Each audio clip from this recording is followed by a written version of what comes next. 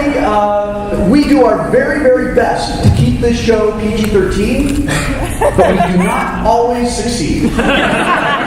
So I apologize in advance to those of you who have small children, but think of it as an opportunity to open up communication about where babies come from.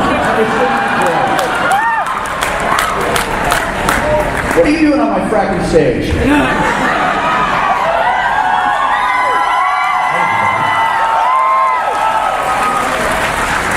Well, I was going to come out in lieu of you and say, you know, Wil Wheaton looks like he put on a little bit of weight and lost the beard, but I wouldn't have believed it. Yes, absolutely. No, I really just came out here to say hi, everybody, and frack you, Wil Wheaton. So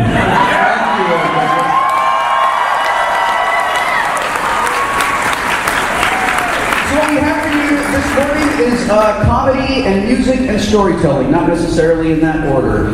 Please, if you would, welcome to the stage my very good friends and co-conspirators in many events, Mr. Paul and Storm.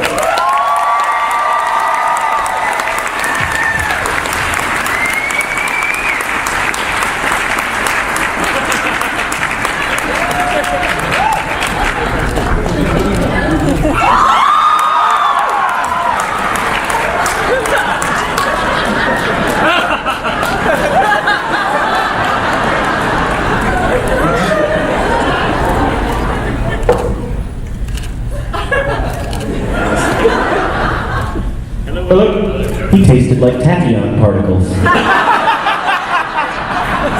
Hi everyone, we're Paul and Storm. Otherwise, the vast majority of you need to sit through in order to see Wil Wheaton perform later. We are the thing your parents warned you about, you little children in the audience. Wow, there are a whole hell of a lot of you. He wasn't kidding. As Will mentioned, there will be some bad words said over the course of this panel, but you know, what else do you want for 10:30 in the morning, right? Woo, rock and roll! Most of the bad words will be said by us. Okay, are you ready for roughly 28 minutes of pandering? Then let's take this off.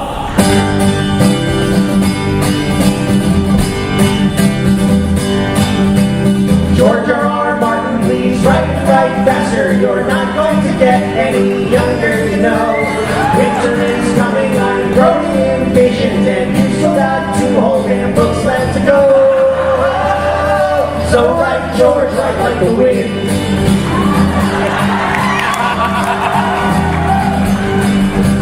I curse the day that my friend ever loaned me an old dog-eared paperback called Game of Thrones. How could I know that this seed would grow into an addiction that held me right down to my bones? Now 5 books later I work with the masses, indignant, entitled, and waiting for word that the Great Beard Glacier has finally published 900 more pages of crack for the nerds. Why does every new verse of your song keep taking you so goddamn long? George R.R. Martin, please write faster. Please give us boiled leather and sigils and seal. We need our allotments of incest and intrigue and 6-page descriptions of every last meal. So write, George, write like the wind. Lewis took 5 years to chronicle Narnia. Tolkien had 12 years and Rowling took 10. Lucas spent nearly 3 decades on Star Wars, and we all know how that plot turned out in the end. You're not a machine, and we don't mean to dictate how you spend your days. But please bear in mind the time that you had. William Shakespeare churned out 35 friggin' plays, and if you keep writing so slow, you'll hold up the HBO show.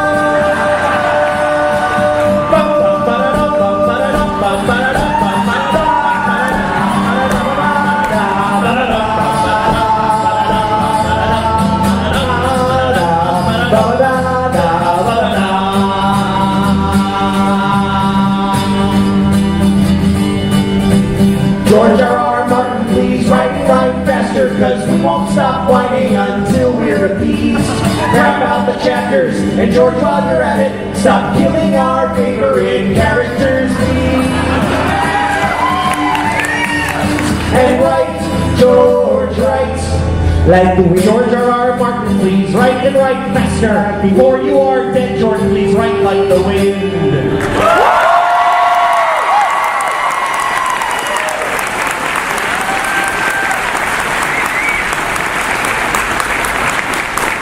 Thank you. So that's how this one's going to go for the rest of the morning. Can we get a little bit more guitar and his voice in the monitor, please? That would be lovely. This next one is actually very short, so we're doing sort of a greatest hits highlights version of the Paul and Storm show this morning. This is part of a whole series of very short songs we wrote for Dungeons and Dragons. You can feel free to purchase this song and then use it at your own home games.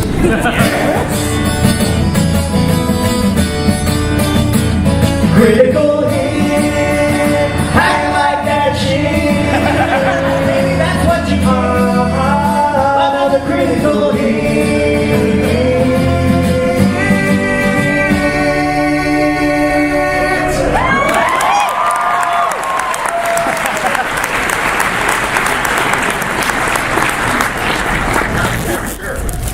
You want to do that now?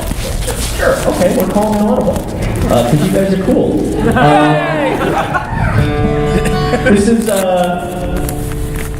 a song about an American hero who died a number of years back, but he was not very well known, at least to most folks. We certainly had never heard of him until we read his obituary and realized that of all people, this man deserved a song to be written about him, because he has affected every single life of every single person in this room, whether you know it or not.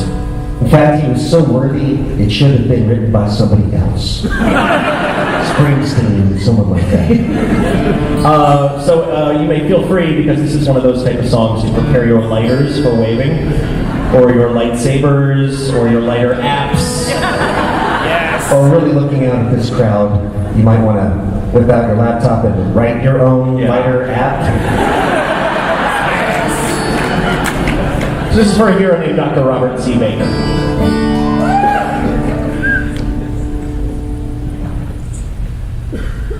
Robert C. Baker died on a Monday. We all know his work, although few knew his name. A Cornell professor who taught poultry science, forever enshrined in the Poultry Hall of Fame. 84 years worth of food innovation, chicken dogs, and turkey ham. But beyond them all stands Baker's greatest creation, for Baker begat chicken nuggets for man.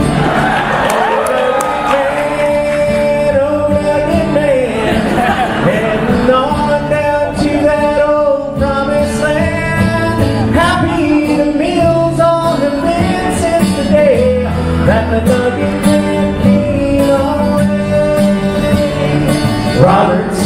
Baker, way back in the 50s, changed the way children and college kids eat, when he invented a way to get breading to adhere much better to raw chicken meat. His new method led fast food chains in the 80s to develop and market fun bite-sized snack food made from mechanically recurring and anti-foaming products, reconstituting meat slurry and extra chicken skin for its binding properties. Oh, nugget man, heading on down to that. A wild wheat appears.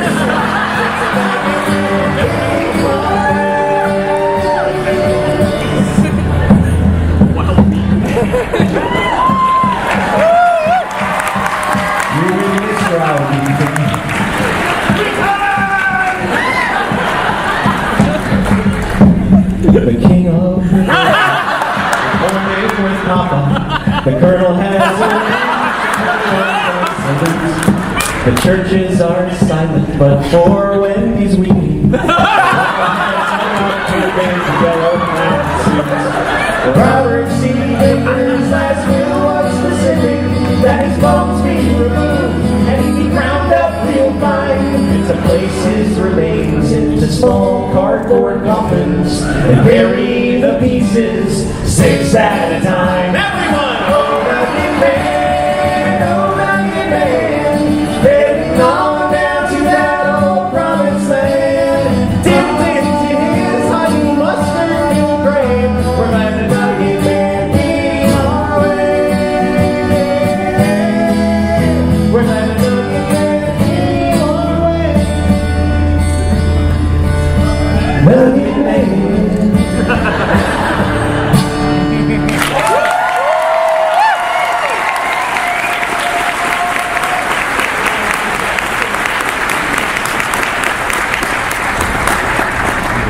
By the way, Will, Jonathan Frakes is a better kisser than you are.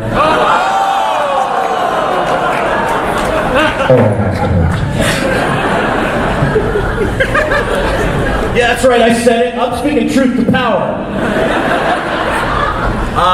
So, this next song is a cappella, which means in the style of Caps or something. Con style, I think. Yeah, in the style of the con. Which means we're going to stand around for the next 6 hours. You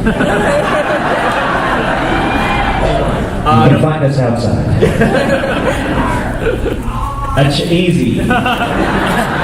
Plenty of time for that later on.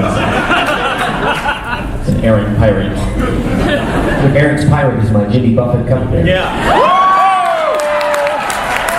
For those of you who aren't familiar with the Paul and the Storm oeuvre, that's a little game that we play. You'll be really sick of it in the next 20 minutes, we promise. Which is our Dave Matthews cover.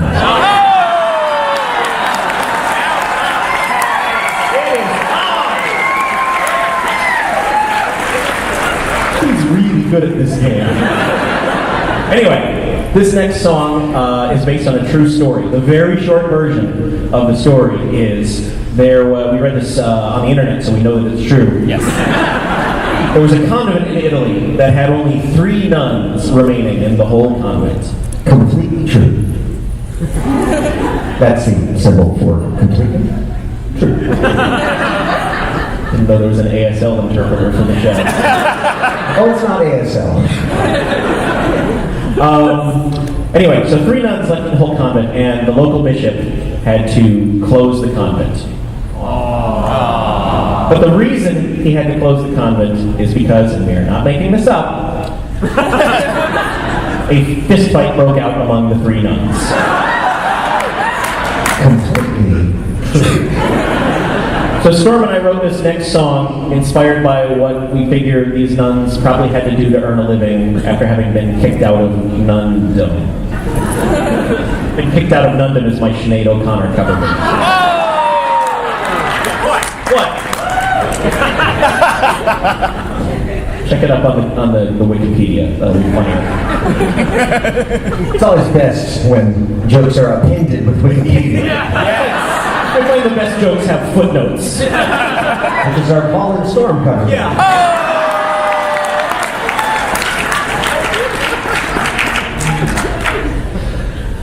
Ladies and gentlemen, we present our title bout for the evening. In this corner, weighing in at 114 pounds. By way of the Sisters of Our Lady of the Immaculate Bright Cross. With a record of 23-1, with 15 knockouts, 3 TKOs, 2 decisions, 3 conversions, and 1 exorcism. The High Priestess of Penance, the Pounding Penguin, the Assassin of the Passion, the Stinging Nun, and the Roman Catholic Wrecking Ball.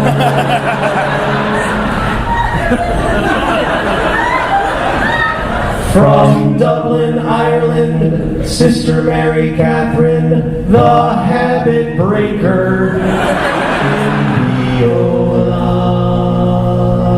Inviolata.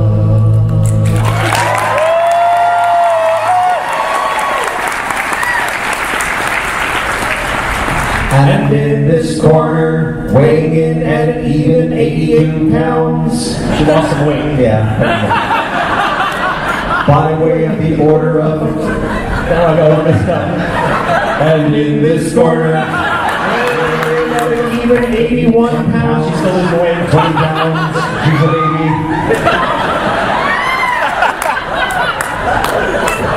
By way of the order of St. Adelaide of perpetual confrontation. If at any point during this song we get too slick and professional, please stop us.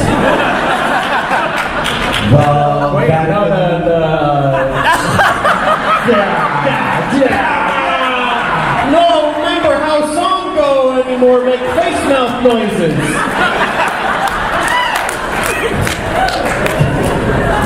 With a record of 66 and 6, with 1 disqualification for using a ruler. The Vatican Vixen, the Pontiff's Pitbull, the original sinner, the homicidal bride of Christ. Who assaulted her from the altar. The Undertaker.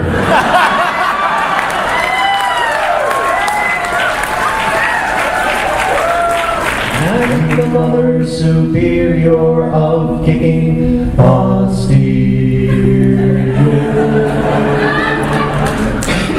From Mexico City, Sister Maria Teresa Garcia Gracia Aguilera Delgado Francisco Diego Arroyo Inigo Montoya Zapata Paquito El Guapo Abuelita de la Boom Boom.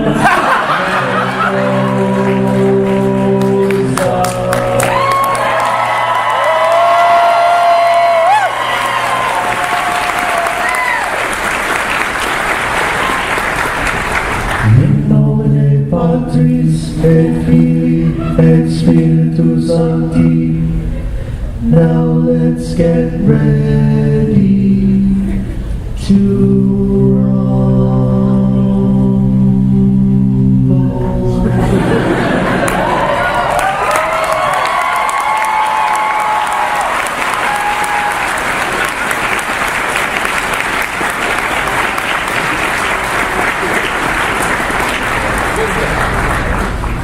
Hang on, I have to press the buttons now.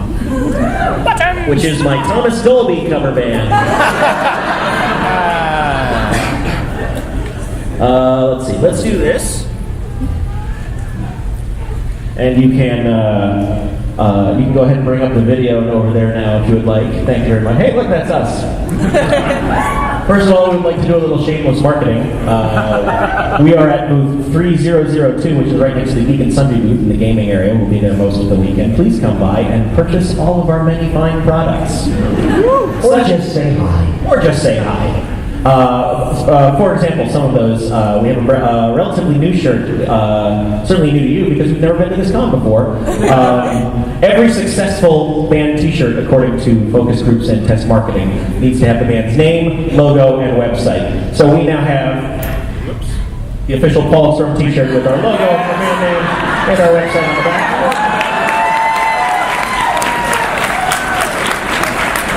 You also can be free to purchase the official Paul and Storm Blank is the name of my blank cover band t-shirt.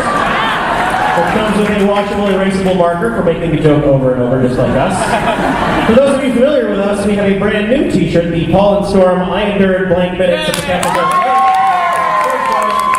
Also comes with a washable marker so you can update your results. Finally, we wanted to show you a thing that we found because it's important. It being the best 36 seconds. This is a bold claim, we know. We don't make any claim towards having created this, but we will still take full credit for it anyway because we're here and whoever made it is not. It's the Glee method. It is.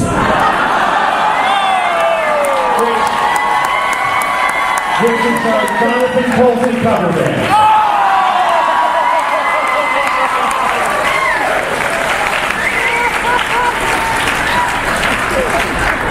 So anyway, there's a lot of internet. How can we possibly say with any kind of authority that what you're about to see is the best 36 seconds on the internet? Well, let's just let the footage speak for itself. Here's hoping the audio comes through. Crank it. Crank it.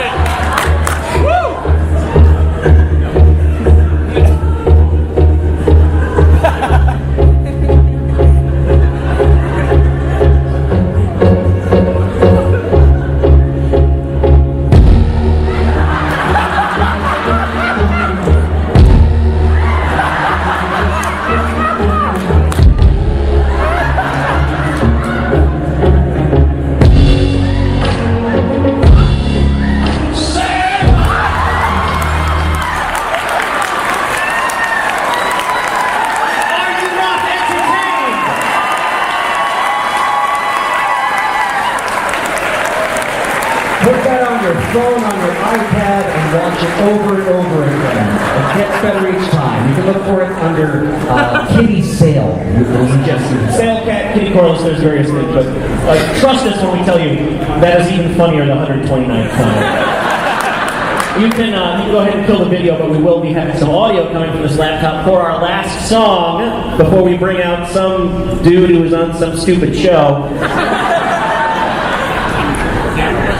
And it has a beard that is far less impressive than mine. Because I am rocking the frakes.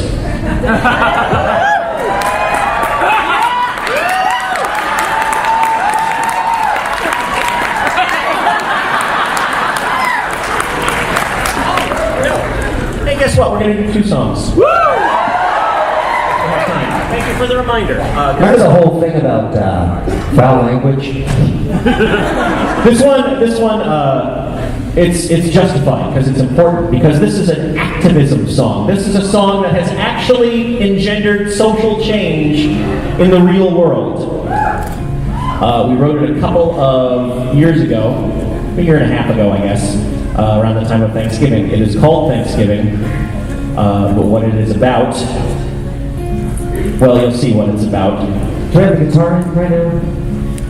There it is. Can you guys hear that now? Yes. Beautiful. This song is important. It comes from the heart, and it is dedicated to Mr. J.J. Abrams. As this time of year comes round again, I find myself reflecting on all the things for which I'm grateful, like my family and friendships, and the fact my life is relatively free from pain and tragedy. There's so much I am thankful for, but still, if there's someone or something out there responsible for all of this and listening to me thank them, then I ask you, sir or madam, would you kindly tell George Lucas to stop screwing with our trilogy? And on behalf of all of us, say, George, please fucking stop.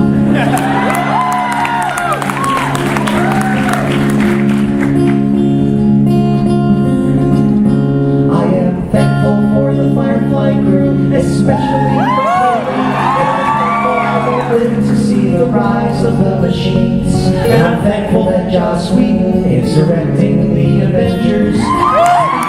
Directors named Air George. A movie is a snapshot of the era it was made in, like a painting or a photograph or even the song's lyrics, and it won't go back to change them. If Avengers ends up sucking, we'll just shrug and then we'll go make something new. So fucking stop. Everybody knows Darth Vader didn't say a goddamn word when he threw the Emperor down the Death Star to his reactor shaft. And everybody knows that Greedo never even fired. When Han shoots first, it sets up his entire moral journey.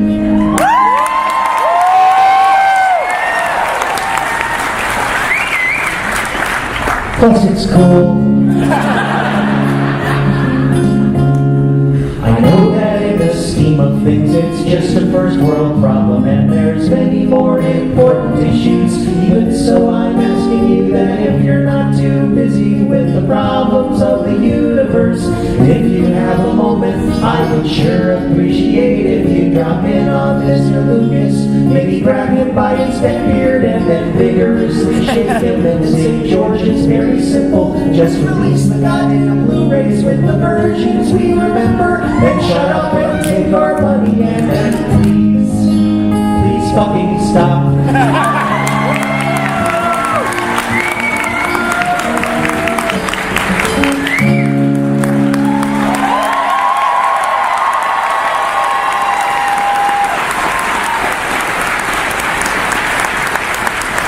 All right, now we have one more song for you. No,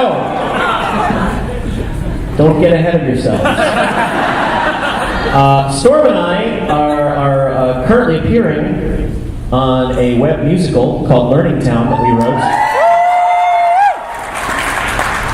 That is on the Geek and Sundry channel, and you can go and watch it. But it speaks to our great inherent love of musicals and the musical theater. It does, and I feel like Learning Town wouldn't have existed without this song. We have two questions for you. Do you like musicals? That's great. Let's see what happens on the second question. Do you like video games? Great, because right now we're presenting for you Frogger, the Frogger musical.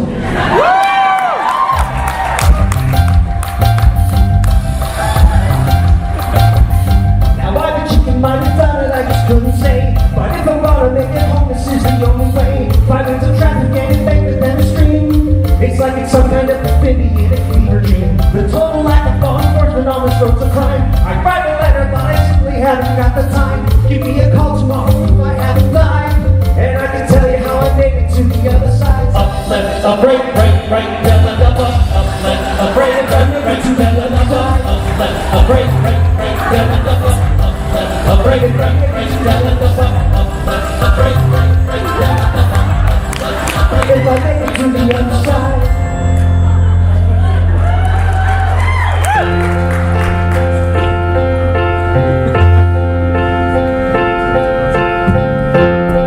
Excuse me, miss, I couldn't help but notice that you seem to be out here all alone. And it seems to me, in a world so cold and no one should have to do this on their own.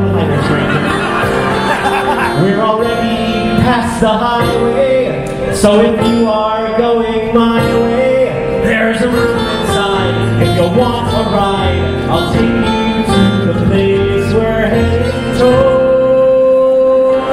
Hop on board, let's share this road together. Hop on board, share this road forever. If you're with me, there'll never be a river we can't go.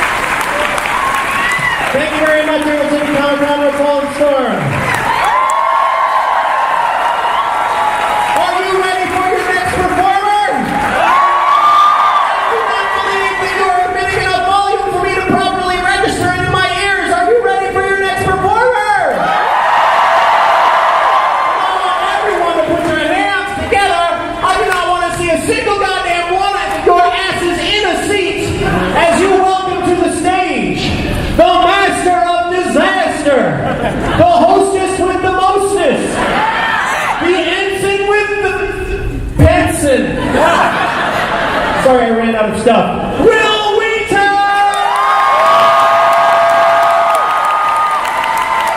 Thank you.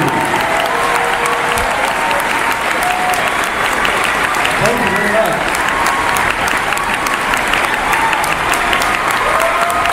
Thanks a lot. Colin Storm. As part of my job, I get to tour around the country and have a front row backstage seat to that all the time. I'm really worried that the universe is going to catch on to that and make me do real work someday. And that's going to suck. Good morning, Seattle.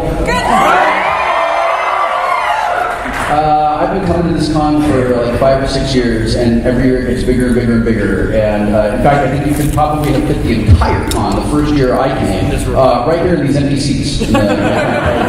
Oh, that reminds me, the Minion Monkeys backstage told me that there are still people who want to come into the theater, so if you see empty seats around you, you should very rudely and chaotically climb over the people between you and them and fill in those empty seats, so the people who couldn't be bothered to get up early, like those of us in the audience who are responsible, those of us who did not go out and have whiskey last night, even though we really wanted to, and someone in the bar was offering to buy it for us, and fill in those extra seats. So I love the Pacific Northwest. I really feel at home up here, and we were in Portland on Wednesday. You know, it's funny, they said the same thing about you. I honestly don't see a whole lot of difference. I mean, for someone from Los Angeles, there's basically New York and everything else. You're welcome.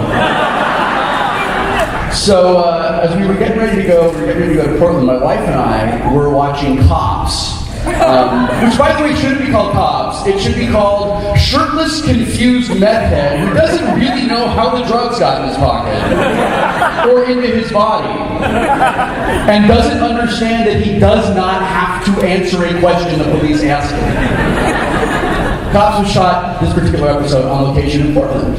And the very first part of this show was the police going on a call to address a problem that had arisen in downtown Portland.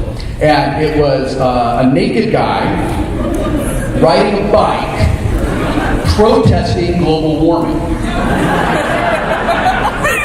And the police said, well, we're going to go ahead and call this a suspicious person. There's nothing suspicious about that in Portland.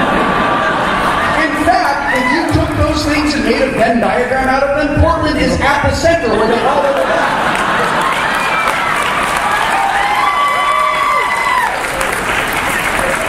What would be suspicious in downtown Portland is a group of teenagers without face tattoos not hassling you for money. But I really love going there. My sister lives there. My sister and her husband live in Portland. They moved up there a few years ago, and they just had their first baby. I know that is the appropriate response, and it's awesome. And my wife and I went up to Portland, right after he was born to meet him. And we were really excited because our kids are grown. And like my wife and I are in our 40s, and all of our friends who are in their 40s, who are stupid and are just now starting families, who think that it's going to be awesome to have a teenager when they're almost 60 years old. Like, that's going to be great. I'm only 18 years older than my oldest stepson, and I've never been cool to him. Until like 3 years ago, something happened and I became cool. It had something to do with me being on the Big Bang Theory. But whatever, I'll take it. It doesn't matter. So we go up to we go up to see my sister and her husband, and we get up to their front porch, and we're really excited. We've never seen the baby before, and they open up the door, and there's my sister, who she's 36, but is my little sister forever. She will always be my little baby sister. And there she is, and she's beautiful, and she is a woman, and she has a baby, and her husband is standing next to her, and they look like a painting, the three of them. And it is just like the most heartwarming thing in the world to see this like young family. And something snaps in my brain, and I become like the protective older brother, and I go, "Did you fuck my sister?"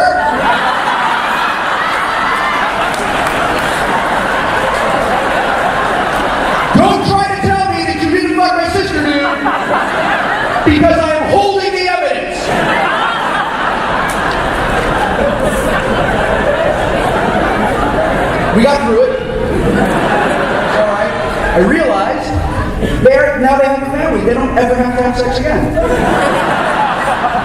Because now that he is married with a child, soul-crushing responsibility will be a more effective big brother than I ever could be.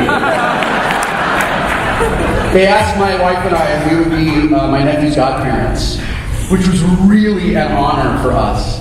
And we said yes. And to let them know that I was serious, I took the responsibility very seriously. I had a horse's head delivered to their bed. It was really great, you guys. My sister called me and was just like, I'm never going to forget this. And I'm like, I know, right? There's a little bit of some weirdness between me and them because I'm a nerd. And my sister's not a nerd. And my brother-in-law is the antithesis of a nerd. He is a jock. He's a sports fan. And he's not just a sports fan. He's a Dallas Cowboys football fan. That is exactly what I said. So there's like this little, so I'm trying to help. When I said I'll be his godfather, I said it's really important to me that I'm involved in his life and that I sort of help him learn the ways of being a nerd. Because let's face it, that's the future. We're running the world now, you guys. I mean, it might be athletes who have all the money and all the sex, but we know how to configure SendMail, so...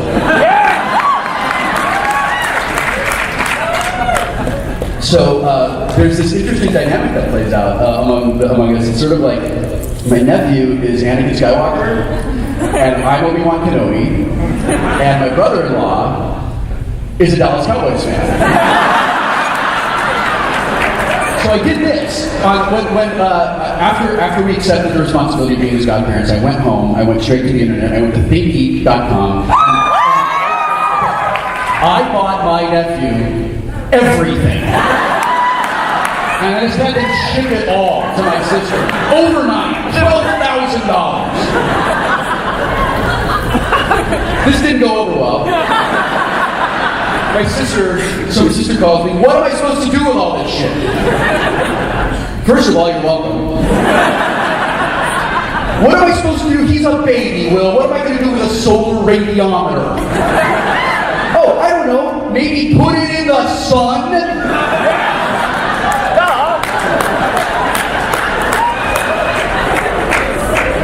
Does a baby really need swords, Will? Does a baby not need swords?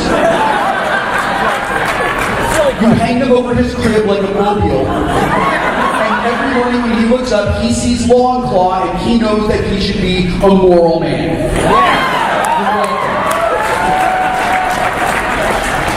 I think he's going to be okay. I think he's going to get the nerd gene. My parents don't have the nerd gene, but I got it, so I turned out okay. I don't really know how the nerd gene is passed along. Science doesn't understand the nerd gene at all. Which, if you think about it, is kind of ironic. My parents aren't nerds at all. My mom is really obsessed with being cool. And I'm a parent. Guess what, guys? The instant you become a parent, you're not cool anymore. It's done. It's gone forever. And the best way to ensure that you're never cool in the eyes of your children is to try to do things that they think are cool. That is a direct, one-way express ticket to You're So Lame Town. So I write these stories on my blog, and I wrote the story about how when I was a kid going on auditions, my mom I'd be in the car with my mom for hours every day after school, and I would go all over Los Angeles, 3-4 hours in the car, 25 miles, and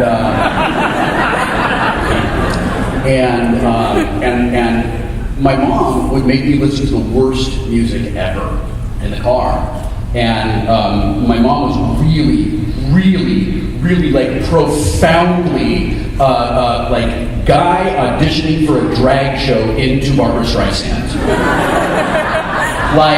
Barbra Streisand was my mom's spirit animal.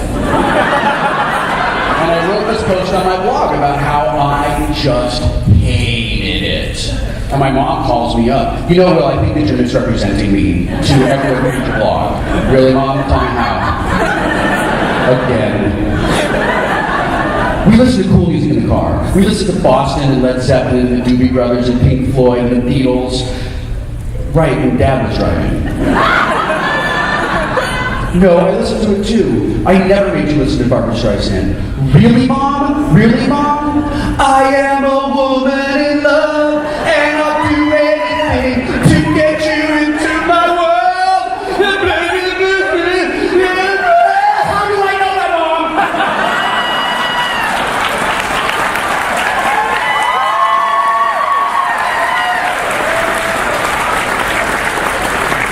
I know that because you waterboarded my ears with Barbra Streisand. I'm confessing to where all the WMDs are. It's terrible. My dad doesn't really care. My dad is really cool. My dad is so cool that he just doesn't have a fuck to give about what anybody thinks about it. Which is why my dad wears Birkenstocks with Argyle socks and muscle builder pants, a Hawaiian shirt, and a fanny pack to hold it all together. So, hipsters love my dad. Until they realize that he's not doing this ironically. But together, my mom and my dad make this fantastic a team of cool and just comfort. They're like if Ferrari made a minivan and called it the Tempur-Pedic Rosa. It would be like a sports car with a sleep number.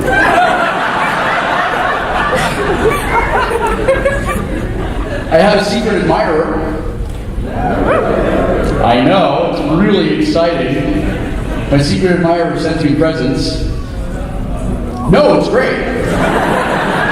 These things just show up at my house, and they're like things that I want, but will probably not buy for myself.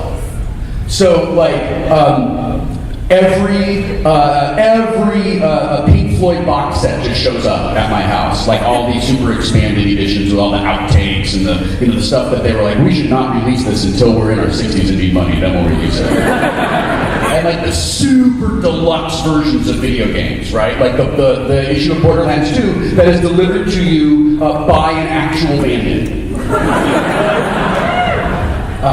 And sometimes just MP3s from Amazon show up.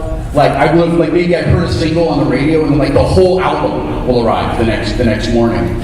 It got a little creepy when my secret admirer sent me one of those Archie McPhee rubber horse head masks. This is when my wife figured out that my secret admirer is drunk me.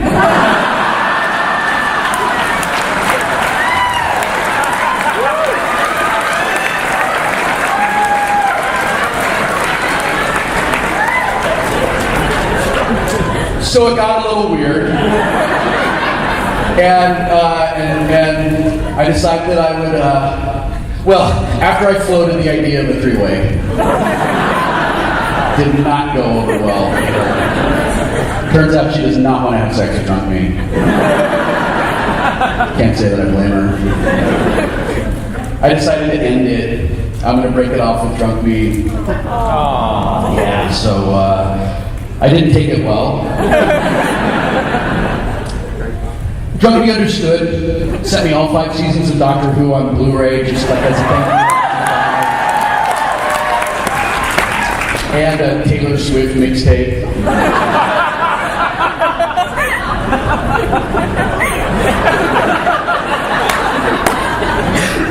And then I felt bad, right? Drunk Me just wants me to be happy. Drunk Me's not really asking for very much in return, right? Just a little attention, a little affection, right? So I'm thinking I'm probably going to string Drunk Me along for a little while, at least until PlayStation 4 comes out. I'm like, look, you guys, honestly, if Ann is out of town, maybe I'll let Drunk Me come over and jerk me off.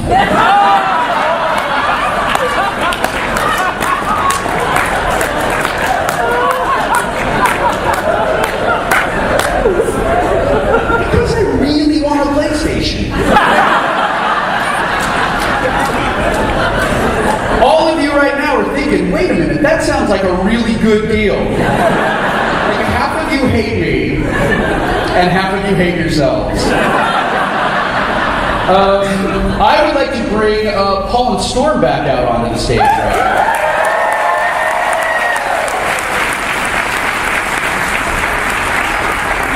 How are we doing on time? What time are we supposed to finish? What am I supposed to I like you put it that way. What time are we supposed to finish? Well, I just know that we have a ship to sail, so... What do we have, till 11:50, is that correct? Oh, we're fine. Fetch me my cape of dicks!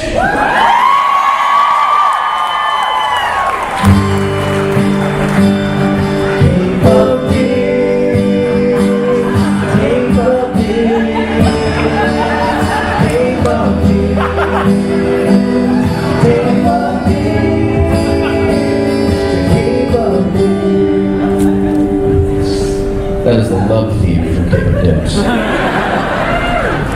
This Cape of Dicks.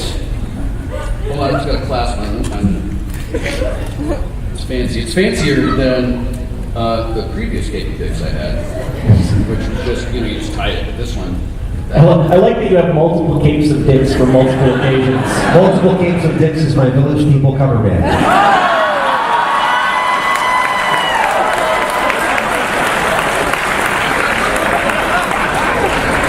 This Cape of Dicks was made for me by a burlesque performer here in Seattle. Her name is Scarlett O'Hare-Dye, and she has, I'm guessing maybe there's some burlesquers over here, and she performs an act that I saw last night, where she comes onto the stage as Wesley Crusher in the ugly gray spacesuit, and then transforms like a phoenix into me. It's pretty amazing. Or you might argue that she devolves into you. Sure, I take that. The important thing is there was a mostly naked woman on stage last night celebrating my existence. This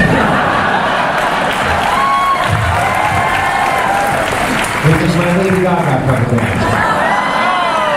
When I was watching the show last night, toward the end of the show, I realized that I really had to pee. And the only other place that I ever have to really pee, and it's like not a, like I just can't get up and go to the bathroom, is like when I'm in the car. And when that happens, what I'll do is I'll just like undo my belt, because it takes the pressure off my bladder. So I automatically start to do that and realize I'm in a burlesque show. And then make it worse by just fumbling around the crotch, trying to put it all back together. It's great. The secret word for today is cape. Long way to go for that. So one of the things that we do when we do our show Woodstock is we take stories that I've written that are marginally amusing and turn them into amazing amalgams of music and storytelling that are marginally amusing. So we're going to do that for you today, and then we're going to take some questions from you folks in the audience, which is always fun for us because we don't have to work very hard. So this is a story that I wrote. Oh God, my pages are out of orders. Hold on, this is a mess. This is a nightmare. Hold on, okay, we're not going to. Cape of Dicks. I already came up. Cape of Cape of Cape of Cape of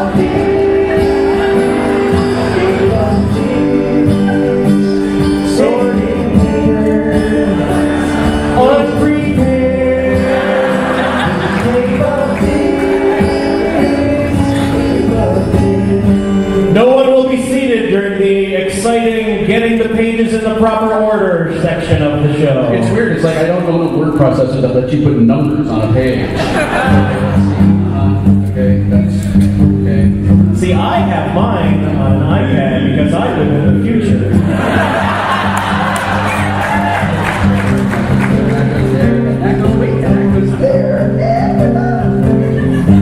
Wasn't that exciting? A lot of people think we get to see actually how the sausage is made. This story was written many, many years ago when my kids were little. They were like maybe 6 and 8, I think. And it's about the 4th of July. And it's called Fireworks. And it goes like this. When I was growing up, my family always spent 4th of July with my father's Aunt Betty and Uncle Dick at their fabulous house in Toluca Lake, California.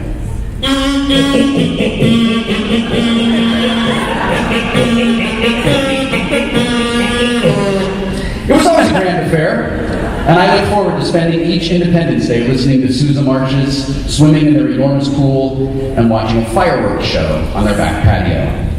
This fireworks display was always exciting because we were in the middle of Los Angeles County, where even the most banal of fireworks, those stupid glowworms, are highly illegal and carried severe fines and the threat of imprisonment should we be discovered by the few cops in Los Angeles who are not beating somebody up for no good reason. And the excitement of watching the beautiful cascade of sparks and color pouring out of a happy flower with report was always enhanced by the knowledge that we were doing something forbidden and subversive.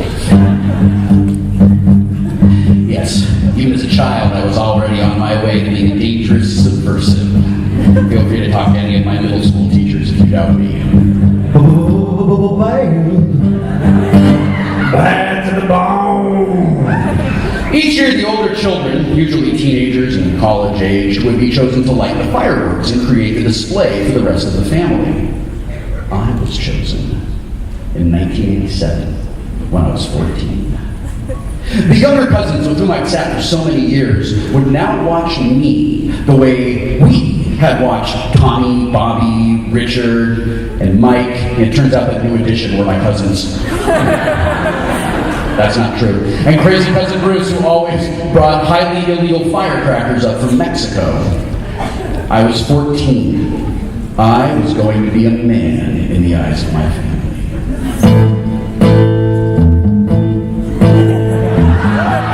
This particular 4th of July was also memorable because it was the first 4th that was celebrated after Stand By Me. And at the time, I'd become something of a small celebrity around the family. Uncles who had never talked to me before were asking me to sign autographs for people at work. Older cousins who had always been mean to me were proclaiming that I was cool. And I was the recipient of a lot of unexpected attention.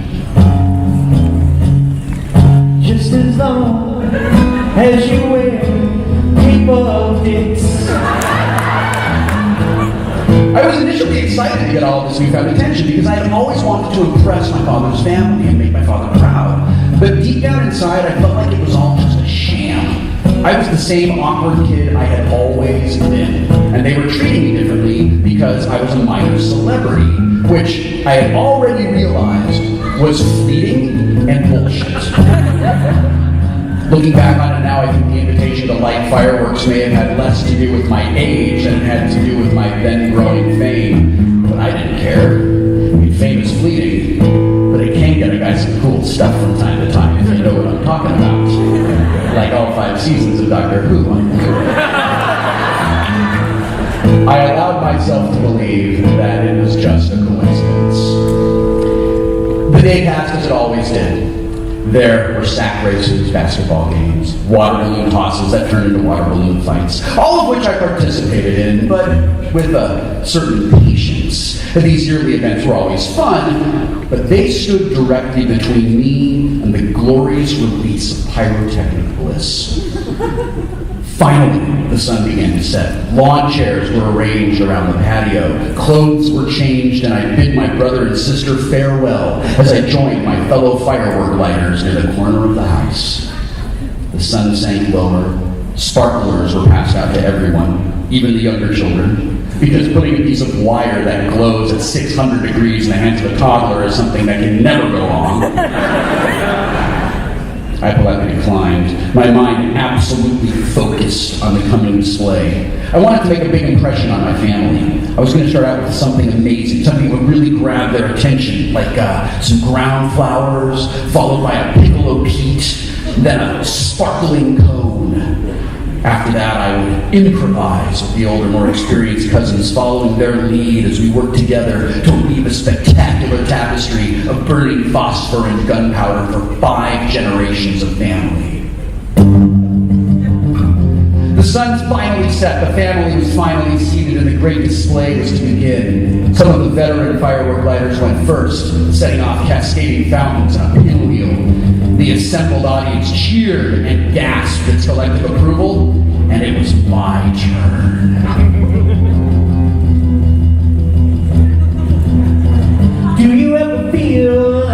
plastic bag.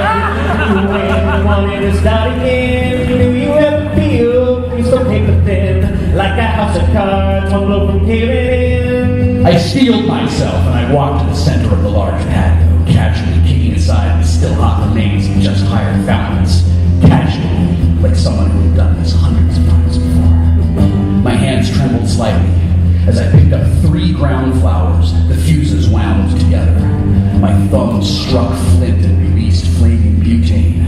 I lit the fuse and became a man. Ignite the light and let it shine. The sparkling fire raced towards the ignition point, and rather than following the directions to light fuse, put on ground, and get away, I tossed it on the ground. Just know the night like the 4th of July. The bundle of flowers rolled quickly across the patio toward my captive and appreciative audience. 2 of the flowers ignited and began their magical dance of colorful fire on the cement, while the 3rd continued to roll, coming to rest in the grass beneath the chair of a particularly old and close to death great-great-great-aunt. It's baby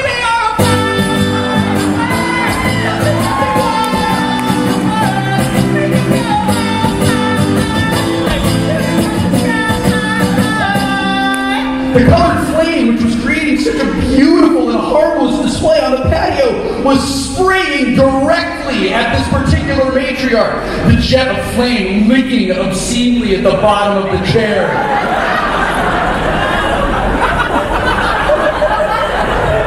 The world was immediately reduced to a few sounds. My own heartbeat in my ears, the screams of the children seated next to her, and that unmistakable zip of the now dying flowers on the patio. Now, I don't know what happened, but somehow my great-great-great-aunt, who managed to survive every war of the 20th century, managed to somehow survive me. She was helped to her feet, and she laughed. take a load off me. Take a load for free. Take a load off me. Unfortunately, she was the only one laughing. Hey, put the load right on me.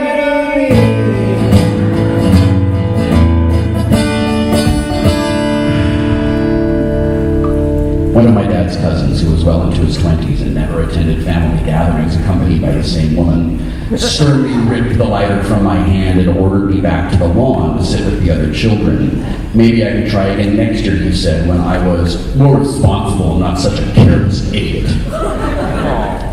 I was crushed.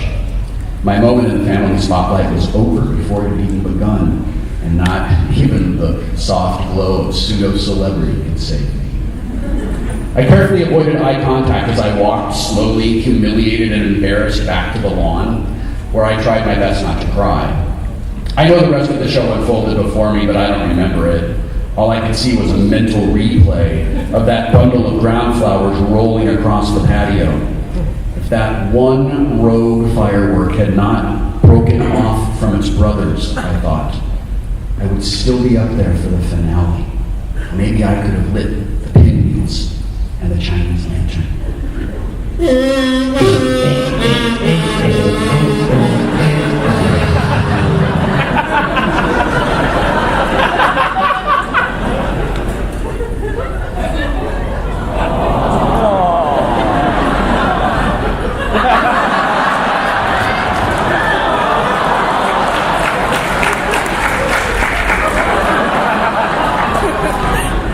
Paul and I are con-married now. When the show was over, I was too embarrassed to apologize, and I raced away before the patio lights could come on. I spent the rest of the evening in the front yard waiting to go home. The following year, I was firmly within the grip of sullen teenage angst, and I spent most of the festivities with my face planted firmly in a book of Warhammer 40,000 rules. And I watched the fireworks show with the calculated disinterest of a 15-year-old. That teenage angst held me in its grasp for the next few years, and I even skipped a couple of fireworks events at Aunt Betty and Uncle Dick's house, opting to attend parties where there were girls who I never talked to. By the time I achieved escape velocity from my petulant teenage years, they had sold that house in Toluca Lake, and 4th of July would never happen with them again. The irony is not lost on me that I wanted so badly to show them all how grown up I was, only to behave more childishly than ever the following years. What would you do? Stand up to. You stand up and walk out on me. Lend me your ears and I'll sing you a song.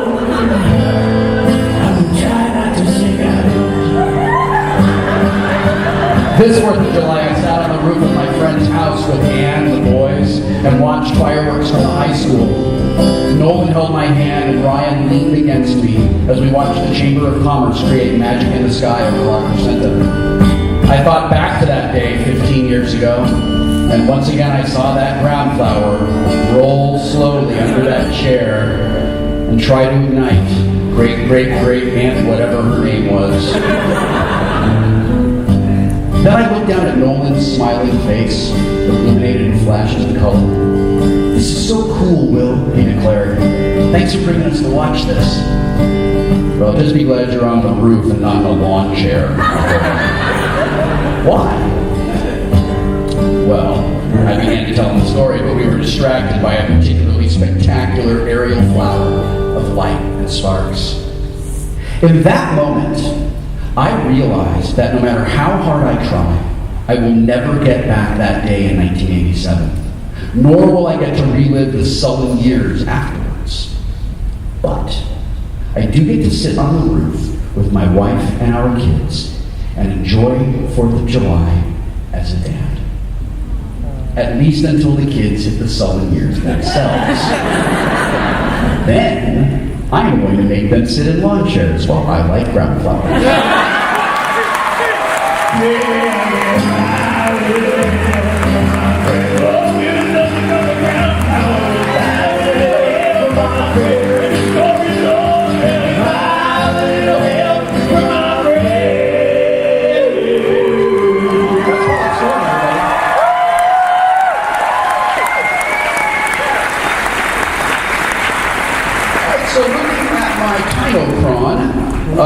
We have about 20 minutes before we have to leave this stage. So, here's what we can do. We can sing you a song about pirates. Or we could answer your questions. I believe our course has been laid in. Make it so. Aye, sir. All right. This song does require audience participation. I see you're very disappointed in that fact. When we cue you, let forth with a full-throated piratical R. Practice it now. R. Hit us 2 times. R. Hit us 5 times. R. Little ripple effect from the sides of the room, but we will declare it after it. I heard a lot of rounding up. Yeah. A lot of Catholic school students. Yeah.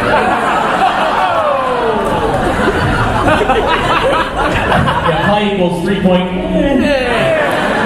Pi equals 3 point Jesus. It equals 3 and 1 at the same time. It does. By the way, can someone with a headset or in authority tell me, is that correct? Do we have until 11:50? Is that so? I mean, come on, we can commandeer this room. Look at how many of us there are. Oh, yeah, we totally are. 2 o'clock, right? Tomorrow morning. Well, no one's going to have to tell us that we're wrong. Okay. Oh, we're getting the thumbs up. Thumbs up. Yeah. All right. All right, we're going to push this thing to its very limits. It's never been done. We've never done an emergency saucer separation at warp speed except on the pilot.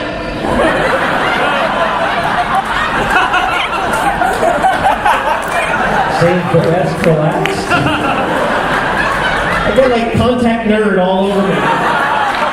Which is my They Might Be Giants cover band. All right, practice one more time. The song is called "The Captain's Wife's Lament." Woo! There's a shirt that's all about it. The ship sailed into harbor after 15 months at sea. The captain hit the tavern.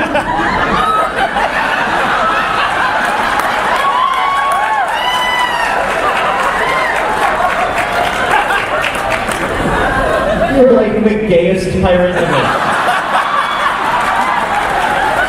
I'm just puzzling over what his superpower is. I don't mean that pejoratively. You actually look fabulous. You are, in fact, Fabulous Beard the pirate. Dick Beard. Capable of reciting any Barbara Streisand lyric. I have no idea how often that need comes up on the high seas. Quick! Someone tell me all the songs on side 2 of Superman. Wow, he's committed. He's so committed, that's it. He's using his dicko-vision on the crowd to look for trouble.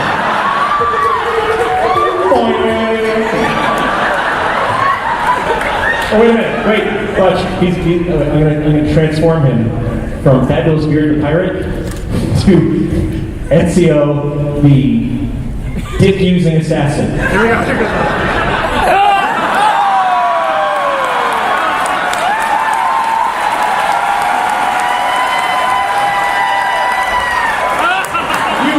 You so do not want to see that coming at you from 9 stories up. And then he's sensibility. You don't want to know what goes on in that hay bale after he lands. I do, but I can tell you that there's a PlayStation 4 at the end of it.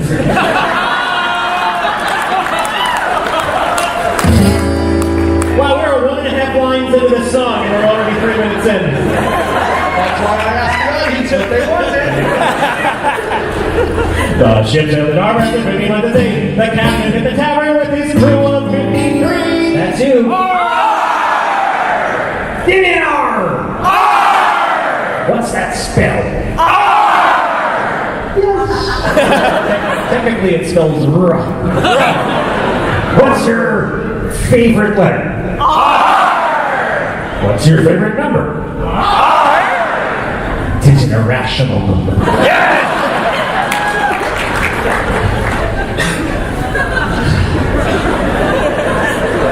Who be your favorite captain of the Enterprise? The car. Play card. Actually, the correct response to that would be beep. What be your favorite kind of socks? And who be your favorite ancient mathematician? It is correct. Or Pythagoras. Somebody said Aristotle, which I've never heard before. Technically he was more of a philosopher. Like Plato. Descartes. Who be your favorite dinosaur? There's too many with it's chaos. The dinosaur schism out Like there. the dinosaur schism is my... That's why it was not Will's cover band. Hey! Anyway, my favorite dinosaur is Barney. He be nobody's favorite dinosaur. Who did he play on Star Trek The Next Generation? That is correct. Who be the security officer?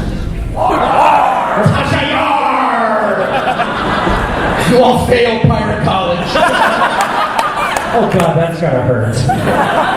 You all failed Pirate College is my Great Big Sea cover band. Yeah, that's right, Canadians, I love you too!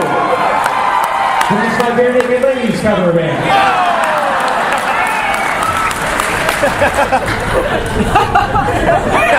Wow, we better hurry. So it's only 2 lines Into our song. A crew of 53! After drinking up their pay, they scampered through the town. I like being a pirate. Acting!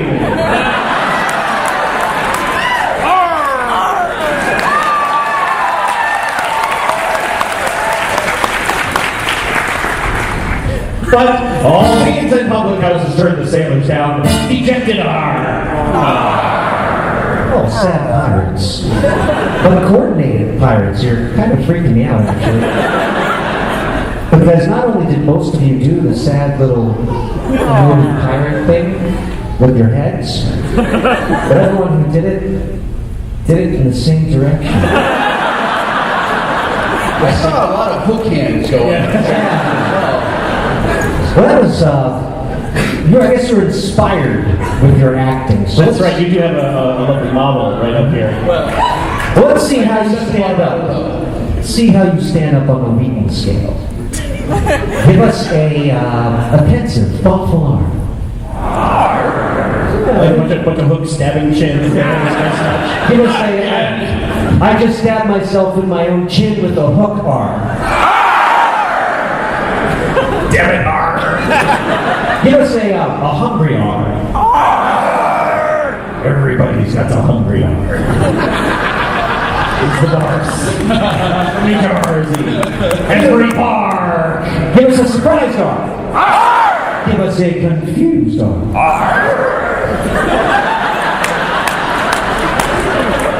Give us a Scooby-Doo arm. Same thing with a little extra mustard. Now you all know how to do voice acting.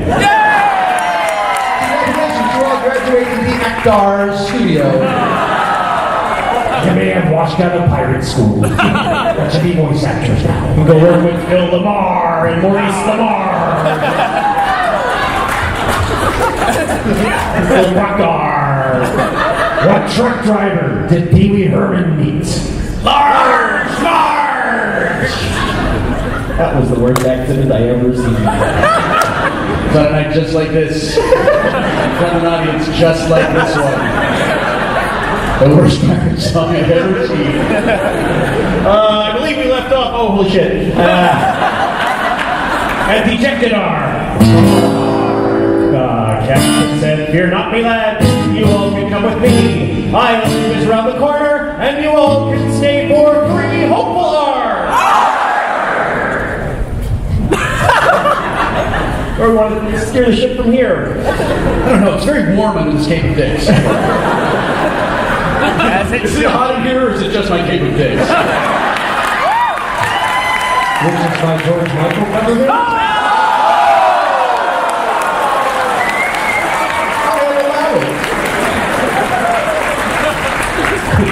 Because you're well insulated with the many bonars.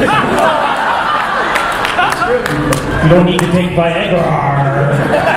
You're like a penis reaver. If you're in the Cape of Dicks for more than 4 hours, see your doctor. Penis reaver is my 80 Pop cover band.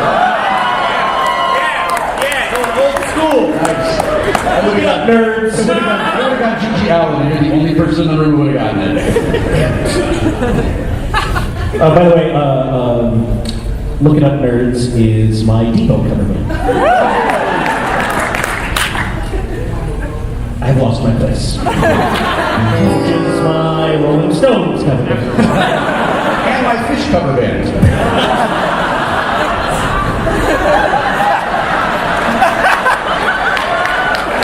Let us all celebrate Will's joke.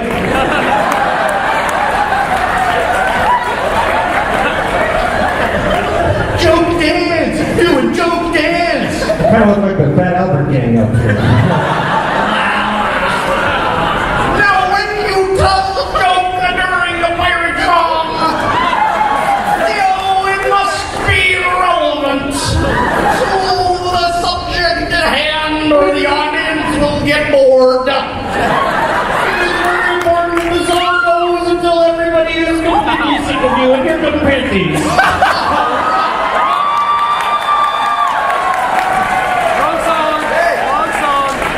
That's here come, there we go. Here Come Panties is my Tom Jones cover band.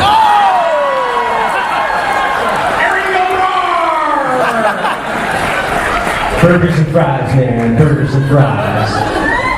Which is my meatloaf cover band. It's the first time anyone's ever thrown candies at us during our cosplay. Rudy! Who left all the underwear on the stage? I told you to clean it up before we could go to the fair, and now you'll get no Jell-O pudding. I don't have a cake to release, but I'm happy. Man, you just like school on Christmas, Mushmouth. No class.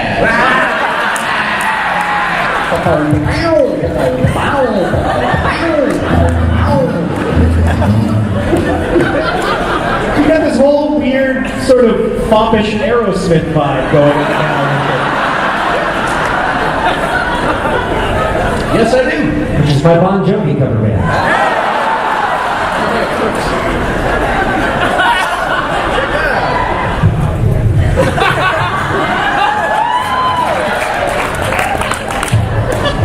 Steven Tyler has got to be an inspiration to people who want to go into a rock band just to get laid. Because he's the most unattractive person on planet Earth. I see your Steven Tyler, and I raise you Rico Keswick from the Cars.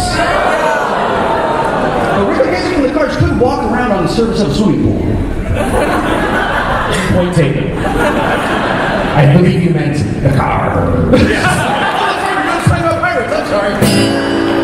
Remember when we were doing a song? I believe we left off at Hopeful R.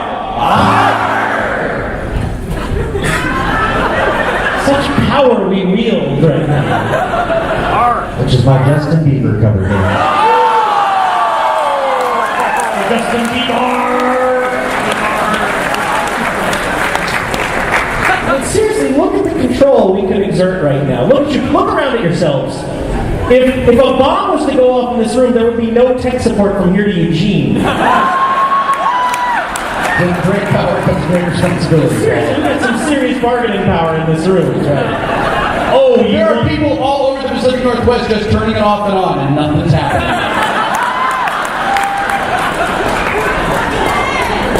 And then they're plugging it in, yeah. All right, we once again left off at Hopeful R.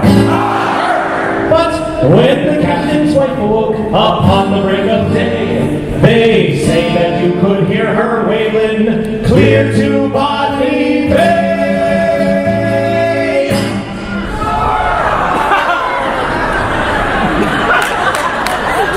'Twas not a cue. 'Twas The opposite of a cue. All right, band geeks, find the people who are and give them a beating. Give us a dyslexic R. Give us a Tourette's R.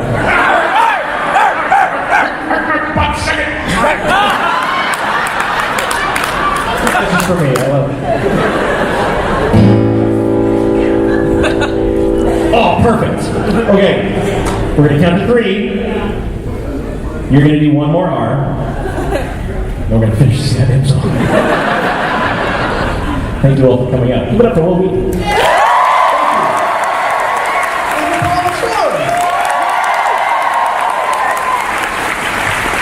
BB ready. I be ready. BB ready. I be ready. Of course they did, sir. BB ready. Let's do this. 1, 2, 3. Said there, semen all around the bed, semen on the floor, semen in the bathroom and behind the closet door, there's semen in the fireplace and semen in the hall. The living room is carpeted and semen wall to wall.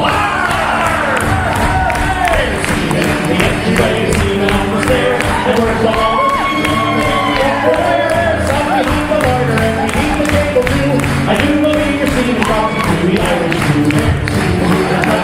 Semen in the rear, my God, there's even semen hanging from the chandelier. There's semen on the windowsill, semen in the yard, and semen even like the stain upon the St. Bernard. Although a patient wife is more than I can bear, to wake up in the morning with your semen in my hair. Disgusted R. A lot of excited on. Yes. I never can do wish to see me go.